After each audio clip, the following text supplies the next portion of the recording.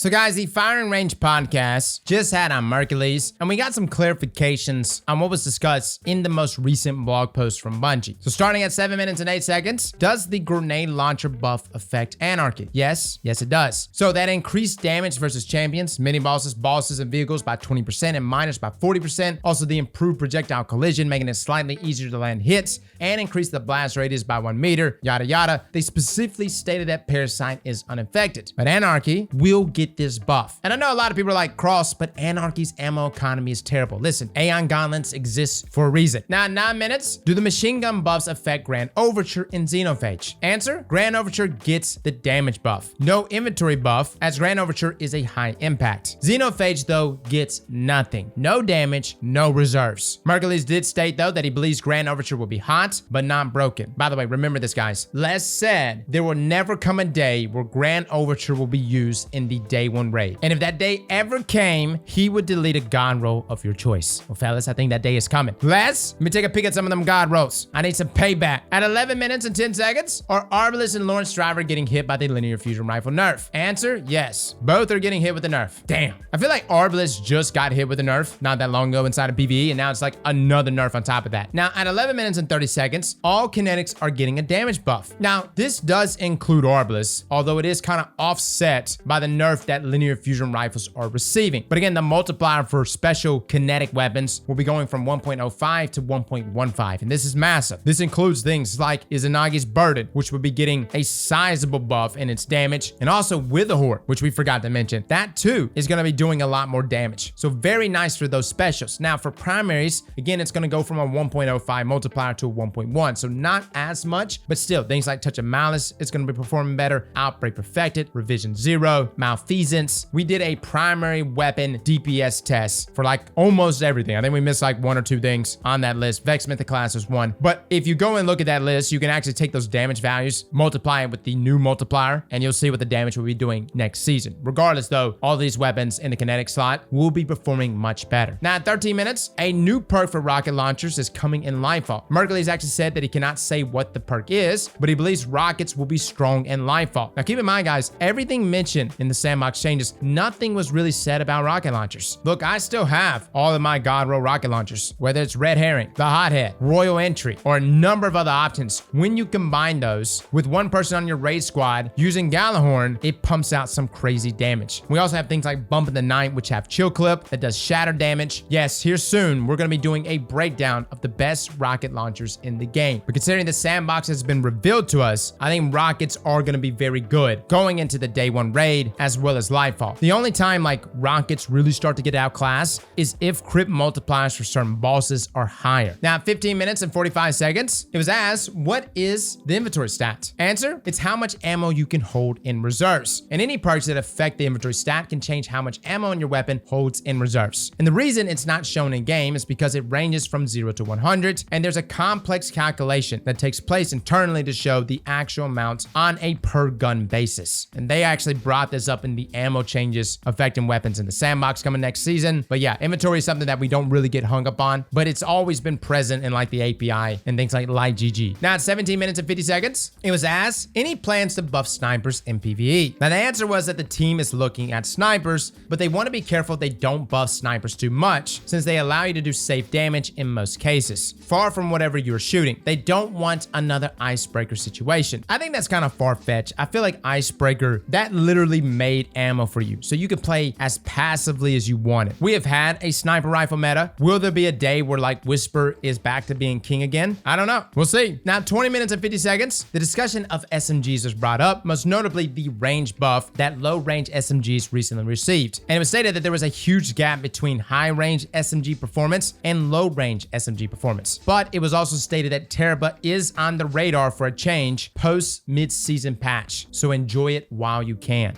Now at 39 minutes, some discussion came up about No Time to Explain. And the goal with No Time to Explain in the most recent change was just to bring it in line with other exotic pulses, but not destroy it, and essentially increase the skill gap with the recoil changes. Hence why it still feels good to use, but isn't too OP. And I will say, No Time to Explain is still a very good pulse rifle, guys. I feel like this weapon has been hit with so many different nerfs. I'm telling you though, the archetypal change to high impacts, that plays an intrinsic role with these weapons, which is why high impact weapons across the board Sword, even our exotics, feel better. We've made reviews about this. No Time to Explain feeling better. Vigilant Swing feeling better. Vex Mythic class feeling better. And it's because of that high impact change. Now, 40 minutes and 45 seconds, they talked about BXR-55. And it was interesting because Mercules actually said it was out of ban on controllers specifically. But on things like PC, it was actually getting beat out by No Time to Explain. And out of all the options, the zoom is what seemed to be the best way to bring down the weapon's performance without hitting its overall feel and identity. And I think this is good because had you targeted